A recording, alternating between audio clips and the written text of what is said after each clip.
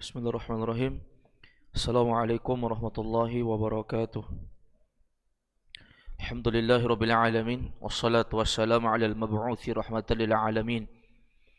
Sayyidina maulana wa habibina Muhammad wa ala alihi wa ashabihi wa man sara ala nahjihi wa iktafa bi atharihi ila yaumil qiyamah. Qala Allah Ta'ala fi kitabihil karim wa huwa asdaqul qailin. أعوذ بالله السميع العليم من الشيطان الرجيم من حمزه ونفخه ونفثه يا أيها الذين آمنوا اتقوا الله حق تقاته ولا تموتن إلا وأنتم مسلمون. وقال أيضا جل شأنه في آية أخرى يا أيها الناس اتقوا ربكم الذي خلقكم من نفس واحدة وخلق منها زوجها وبث منهما رجالا كثيرا ونساء واتقوا الله الذي تساءلون به والأرحام إن الله كان عليكم رقيبا. وقال أيضا جل وعلا يا أيها الذين آمنوا اتقوا الله وقولوا قولا سديدا يصلح لكم أعمالكم ويغفر لكم ذنوبكم ومن يطع الله ورسوله فقد فاز فوزا عظيما. فإن أصدق الحديث كتاب الله وخير الهدى هدى محمد صلى الله عليه وسلم وشر الأمور محدثاتها فإن كل محدثة بدعة وكل بدعة ضلالة وكل ضلالة في النار. أعاذني الله وإياكم من النار. Ma'asyiral muslimin wal muslimat, a'azzakumullah. Di malam ini kita lanjutkan pembahasan kita membahas kitab Mukhtasar Sirah Ar-Rasul sallallahu alaihi wasallam terkait dengan ringkasan perjalanan hidup Nabi sallallahu alaihi wasallam. Di malam ini kita masuk di halaman ke-94 dari buku cetakan Manaratul Islami. Di bagian bawah Syekh Muhammad bin Abdul Wahhab membawakan judul yang baru. Kata beliau, Bai'atul Aqabatil Ula. Terkait dengan Bai'at Aqabah yang pertama. Bai'at Aqabah yang pertama. Karena nanti akan ada permasalahan terkait dengan Bai'at Aqabah yang kedua. Sebagaimana di buku cetakan Manaratul Islami, beliau akan membawakan di halaman ke-97. Sebelum kita masuk membahas penjelasan dari Syekh Muhammad bin Abdul Wahhab, kita akan ceritakan kronologis kejadian kenapa ada peristiwa Bai'atul Aqabah. Yang pertama yang perlu kita ketahui bahwa Bai'atul Aqabah atau dikenal dengan perjanjian Aqabah itu merupakan sebuah perjanjian yang dilakukan oleh Rasulullah dengan penduduk Yathrib. Penduduk Yathrib itu Madinah zaman sekarang. Jadi ketika Nabi SAW datang ke Madinah dalam keadaan Rasulullah SAW sudah melakukan perjanjian dengan mereka. Dan karena perjanjian itu dilakukan di sebuah tempat yang bernama Aqabah, maka dikatakan Bai'atul Aqabah, perjanjian Aqabah. Jadi kalau berbicara tentang Aqabah, apa itu Aqabah? Nama sebuah tempat. Perjanjian Aqabah atau Bai'atul Aqabah ini merupakan peristiwa yang dimana kelompok penduduk Yathrib menerima ajaran Islam di hadapan Rasulullah secara langsung. Dan Bai'atul Aqabah itu terjadi dua kali. Yang pertama terjadi di tahun 12 Hijriah. Kemudian di tahun depannya, yaitu tahun 13 Hijriah, terjadi lagi perjanjian Bai'at Aqabah Ats-Tsaniyah yang kedua. Adapun perjanjian Aqabah yang pertama dan perjanjian Aqabah yang kedua itu menghasilkan beberapa kesepakatan. Ada beberapa perjanjian yang mereka sepakati antara Nabi dan orang-orang Yathrib, orang-orang Madinah. Yaitu ma'asyiral muslimin a'azzakumullah, di antaranya mereka akan setia dengan Nabi, satu. Yang kedua, yang belum memeluk Islam akan memeluk Islam. Artinya mereka siap meninggalkan seluruh peribadatan yang diberikan kepada selain Allah. Mereka siap tinggalkan itu, kesyirikan-kesyirikan mereka. Kemudian yang berikutnya, di antara inti perjanjian itu, yaitu mereka siap untuk membantu dan menolong dakwah Islam untuk tersebar luaskan di seluruh penjuru negeri. Nah tentunya ma'asyiral muslimin wal muslimat a'azzakumullah, perjanjian Aqabah ini, bai'at Aqabah ini terjadi dilatar belakangi dari kesadaran dua suku besar di Madinah yang dikenal dengan suku Aus dan Khazraj. Ya, yang asalnya mereka ini selalu bertikai.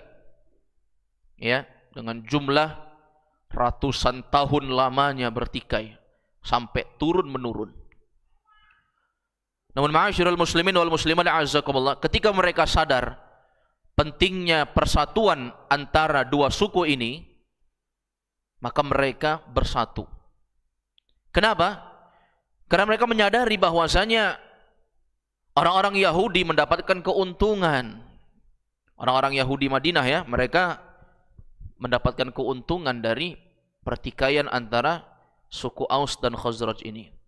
Maka untuk mencegah itu, akhirnya suku Aus dan suku Khazraj ini memutuskan untuk berdamai dan memilih pemimpin dari suku Khazraj sebagai raja. Kemudian ma'asyiral muslimin a'azzakumullah, selanjutnya disebutkan oleh para ulama dalam banyak riwayat, terjadi beberapa perkembangan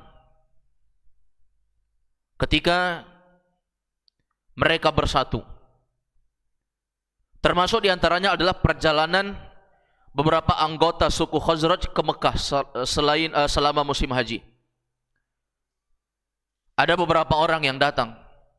Nanti akan disebutkan juga oleh Syekh Muhammad bin Abdul Wahhab di antara riwayat yang menjelaskan ini, bahwasanya ada 6 orang untuk tahap awal orang Madinah datang ke Mekah di musim haji, menemui Nabi secara langsung.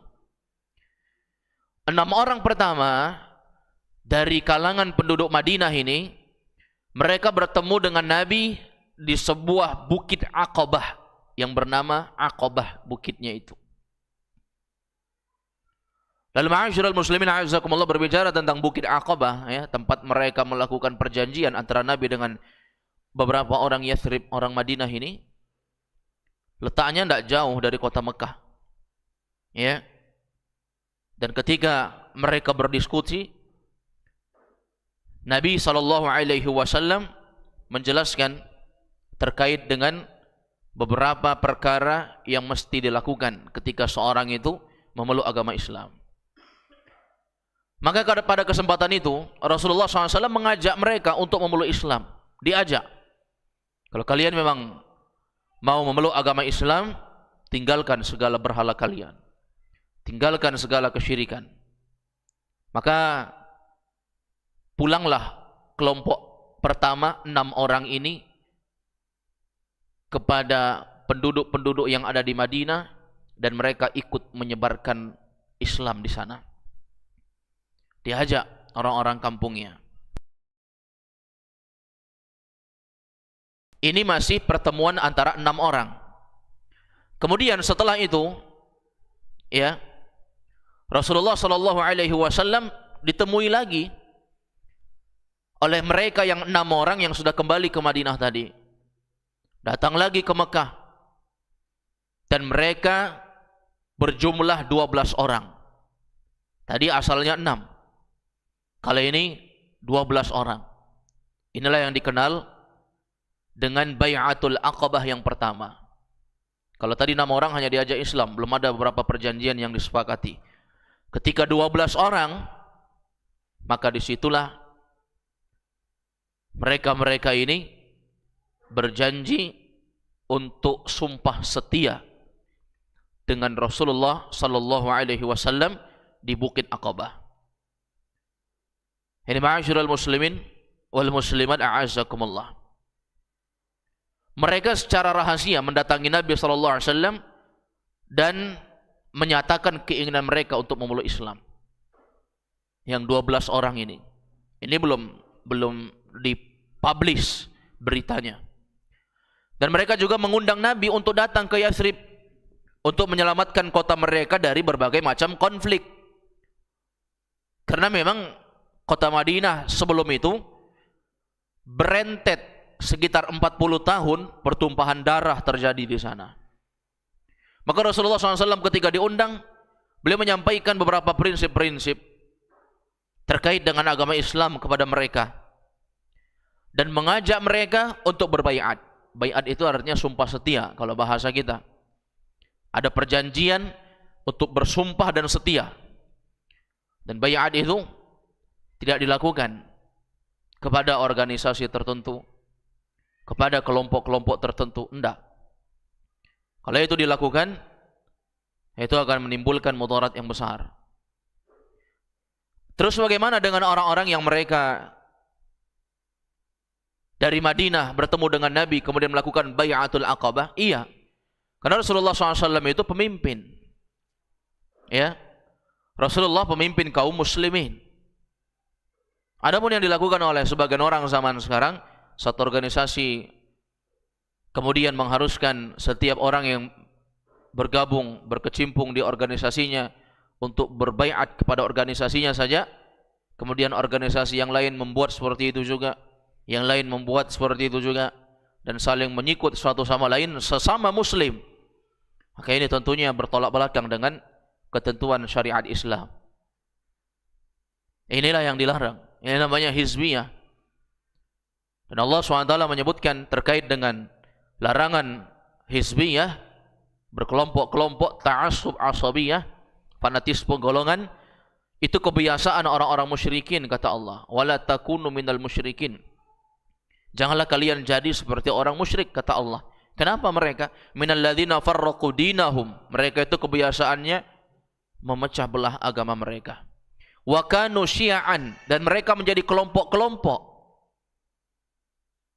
Mereka memecah belah agama mereka dan jadi kelompok-kelompok.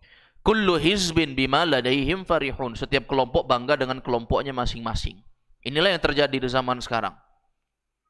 Ya, organisasi yang satu menyikut organisasi yang lain, kemudian merasa bangga dengan kelompoknya masing-masing. Ini kebiasaan orang-orang musyrikin. Oleh karena itu dakwah Ahlus Sunnah, dakwah Nabi dan para sahabat, dakwah salafiyah tidak mengajak untuk ta'assub kepada satupun organisasi, kepada satupun kelompok, kecuali hanya mengajak kepada Al-Quran dan Sunnah. Apalagi kalau dikatakan harus berbaiat di organisasinya, sumpah setia. Kalau keluar dari organisasi itu dianggap pengkhianat, akan dimusuhi, bahkan lebih dianggap musuh dibandingkan orang-orang kafir. Na'udzubillah, seperti ini. Ciri dakwah hizbiyah. Demikian keadaannya. Maka ma'asyiral muslimin wal muslimat a'azzakumullah, disebutkan oleh Ubadah bin Samit radhiyallahu anhu, salah satu orang yang ikut berbaiat dari penduduk Madinah ini, Ubadah bin Samit radhiyallahu anhu. Beliau mengatakan, intinya ketika kami berbaiat, maka isi poinnya seperti ini, kata beliau. Kami berbaiat dengan Rasulullah pada malam Aqabah yang pertama. Makanya ma'asyiral muslimin wal muslimat a'azzakumullah, banyak organisasi-organisasi yang mengkader orang-orang yang baru masuk di organisasinya itu, disuruh sumpah setia itu tengah malam. Ya. Kenapa? Ngikutin ini. Tapi kelirunya jamaah dimuliakan oleh Allah SWT, dia hanya mengajak kepada organisasinya. Selain itu, dia sikat dan dia sikut. Itu sesuatu pencontohan yang sama sekali tidak dibenarkan. Ketika Nabi meninggal dunia, tidak ada satupun sahabat yang mengajak orang untuk berbaiat seperti itu. untuk sumpah setia dengan Abu Bakar, sumpah setia dengan Umar, Utsman, Ali. Tidak ada sejarahnya seperti itu. Ya. Ini hanya dilakukan oleh orang-orang yang memiliki penyakit hubbur riasah, cinta kepemimpinan. Maka kata Ubadah bin Samit, kami berbaiat dengan Rasulullah di baiat Aqabah yang pertama. Ya, inti pokok pembahasan bahwa kami tidak akan menyekutukan Allah dengan apapun. Satu. Yang kedua, kami tidak akan mencuri. Yang ketiga, kami tidak akan berzina. Yang keempat, tidak membunuh anak-anak. Yang kelima, tidak menyebarkan berita palsu di antara sesama kami. Maksudnya jangan khianat. Dan kami tidak mendurhakai Rasul pada perkara-perkara yang benar. Ya. Berarti apa? Yang pertama tadi apa? Tidak menyekutukan Allah. Ini yang paling pertama ini. Karena walaupun dia mengikuti Nabi, tapi dia menyekutukan Allah, sama saja. Yang kedua, tidak mencuri dan berzina. Ini dua pokok perkara yang banyak terjadi di masa itu. Di masa jahiliyah khususnya. Ya. Berzina, kemudian mencuri. Menzalimi orang. Yang ketiga, tidak membunuh anak-anak. Ini termasuk kebiasaan orang-orang jahiliyah, membunuh anak-anak. Apalagi kalau yang lahir itu adalah anak perempuan, maka dibunuh. Kalau di zamannya Nabi Musa alaihi salam, anak laki-laki dibunuh. Karena Fir'aun takut dengan lahirnya seorang nabi dari kalangan Bani Israel yang akan memporak-porandakan kerajaannya. Padahal dibesarkan nabi itu di rumahnya sendiri. Kemudian yang keempat, tidak berdusta, tidak memfitnah. Yang kelima, melaksanakan segala apa yang telah diajarkan dan disyariatkan oleh Nabi dari perkara-perkara kebaikan. Ini inti pokok yang disebutkan oleh Ubadah bin Samit radhiyallahu anhu. Bagaimana ma'asyiral muslimin a'azzakumullah, ya, intisari baiat Aqabah yang pertama. Kemudian di baiat Aqabah yang kedua, walaupun nanti akan kita bahas, tapi kita ceritakan dulu di sini secara detail. Perjanjian baiat Aqabah yang kedua ini antara Nabi SAW dengan 73 orang pria dan 2 orang wanita dari Yathrib. Ini jumlah dengan jumlah yang lebih banyak. Tahun depannya ini. Kalau tadi baiat Aqabah pertama tahun berapa? 12 Hijriah. Berarti ini tahun depannya. Berarti berapa? 13 Hijriah. Kalau tadi tahun pertama 12 orang, tahun kedua itu berjumlah 73 laki-laki, 2 wanita. Berarti totalnya berapa?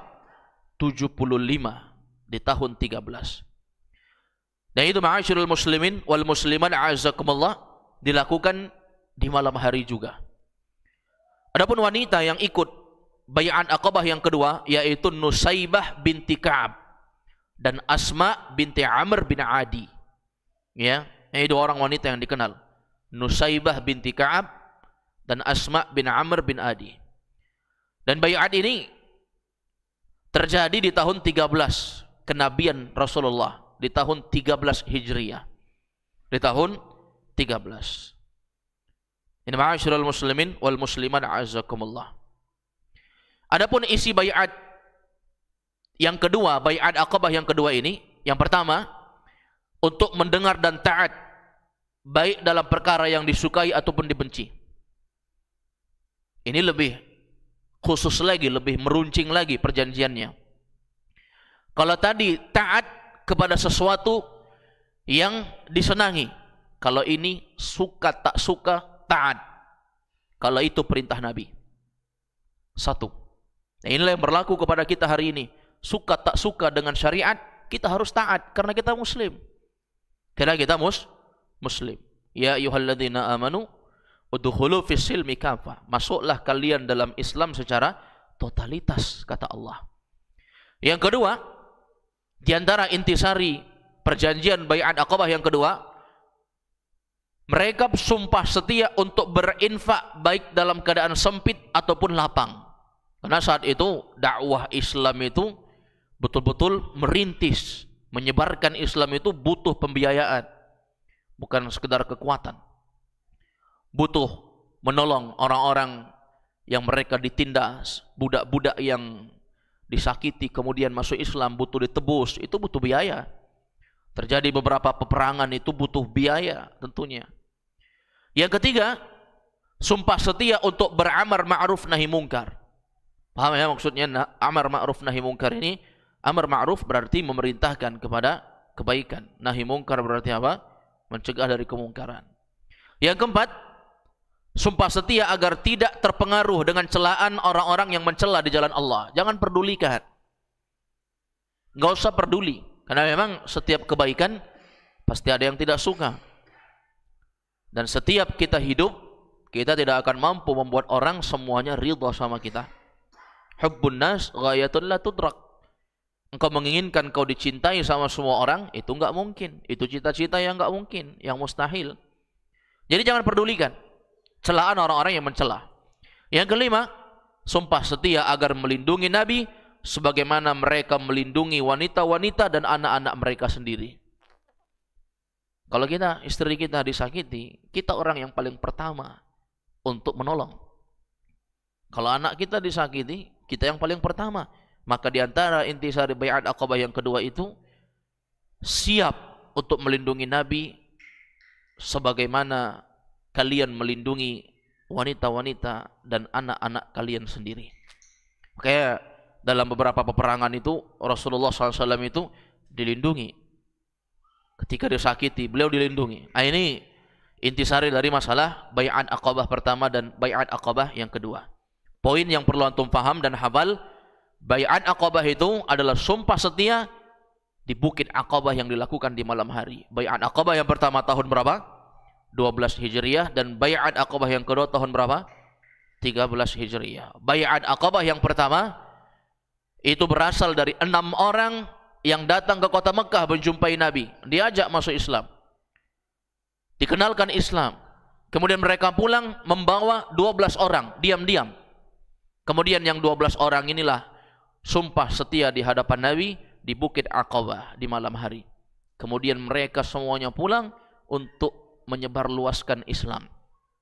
Di tahun berikutnya barulah dengan jumlah yang banyak, 73 laki-laki dan 2 orang dari kalangan wanita. Baik, kita baca beberapa riwayat karena di kitab Mukhtasar Sirah Ar-Rasul ini tidak terlalu banyak penjelasan Syekh Muhammad bin Abdul Wahab. Makanya kita sebutkan beberapa permasalahan yang tidak ada di buku sebagai tambahan referensi saja. Kata beliau, falaqiya Rasulullah sallallahu alaihi wasallam fil mausim 'inda al-Aqabah. Ketika beliau berjumpa, yaitu Rasulullah di musim haji, maka beliau berjumpa di bukit Aqabah dengan sittata nafar minal ansar, 6 orang pemuda laki-laki dari kalangan Ansar. Kulluhum minal Khazraj, semuanya dari suku Khazraj. Kan tadi Madinah suku Aus dan Khazraj, tapi ini semuanya dari suku Khazraj. Minhum, di antara mereka namanya adalah As'ad bin Zurarah, 1. Wa Jabir bin Abdullah bin Ri'ab As-Salimi, 2. Jabir bin Abdullah orang Madinah. Ya, Jabir bin Abdullah orang Madinah. Fada'ahum ilal Islam fa aslamu. Rasulullah mengajak mereka untuk masuk Islam, mereka pun masuk Islam. Semua yang 6 orang ini, mereka yang datang dari Madinah ke Mekah.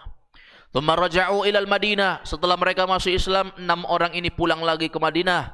Fada'u ilal Islam, mereka pun mengajak orang-orang yang ada di sana untuk Islam. Fafashal Islamu fiha hatta lam tabqa darun illa wa dakhalaha. Maka tumbuhlah benih-benih keislaman di kota Madinah, hatta lam tabqa darun illa wa dakhalaha, sampai tidak ada satupun rumah kecuali mereka sudah masuk Islam. Berarti ngeri enggak ini? 6 orang berefek untuk satu kota. Kita berapa orang di masjid ini? Ya, belum berefek untuk satu jalan ini aja belum, apalagi mau satu kota. Ya. Berarti menunjukkan apa? Dakwah itu memang mengajak. Dan mengajak itu sesuatu yang berat tentunya. Falamma kana al-'amul muqbil jaa minhum 12 rajulan. Di tahun berikutnya, maksudnya tahun depannya. Tadi kan tahun 12. Tahun depannya tahun 13. Jaa minhum 12 rajulan sittatul awal. Maka datanglah 12 orang, yaitu ditambah 6 orang yang pertama. Khala Jabir, selain Jabir. Wa ma'ahum Ubadah bin Samit. Di antara 12 orang itu ada Ubadah bin Samit. Ubadah bin Samit kenal ya? Pernah dengar nama Ubadah bin Samit? Sahabat Nabi yang meriwayatkan hadis ya tentang permasalahan salat membaca Al-Fatihah. Dari Jabir bin dari Ubadah bin Samit, riwayat Imam Bukhari Muslim, Rasulullah SAW bersabda, la salata liman lam yaqra bi Fatihatil Kitab. Tidak ada salat bagi orang yang tidak baca Al-Fatihah. Ini Ubadah bin Samit. Jadi Ubadah bin Samit itu ada di situ salah satunya. Wa Abul Haytham ibnu Tahiyyan. Ya. Ini yang kedua. Wa ghairuhum, dan banyak lagi. Al-jami' 12 rajulan. Semuanya bertotal 12 orang. Jadi 6 pertama pulang ngajak, 12 datang lagi untuk sumpah setia. Wa kana sittatul awwalun qad qalu lahu lamma aslamu. Dan sesungguhnya kata beliau 6 orang yang pertama tadi, yang 6 orang pertama masuk Islam itu, mereka pernah berkata saat mereka masuk Islam. Apa kata mereka? Inna baina qaumina minal adawah wasyarri ma bainahum. Sesungguhnya kampung kita ini, ya, kaum kita ini terjadi permusuhan, pertikaian, keburukan satu sama lain. Wa asallahu ayyajma'ahum bika. Ya. Wa kana sittatul awwalun qad qalu lahu lamma aslamu. Yaitu Rasulullah SAW pernah berkata kepada beliau, ya, mereka ini berkata kepada beliau saat masuk Islam, sesungguhnya kaum kami ya Rasulullah terjadi permusuhan bertahun-tahun. Wa asallahu ayyajma'ahum bika, dan Allah menjadikan kami ini berkumpul disebabkan karena perantaramu. Wa sanad'uhum ila amrika, kami akan mengajak mereka pada ajaranmu. Maksudnya orang-orang di kampungnya ini. Fa in yajma'humullahu 'alaika fala rajul a'azzu minka.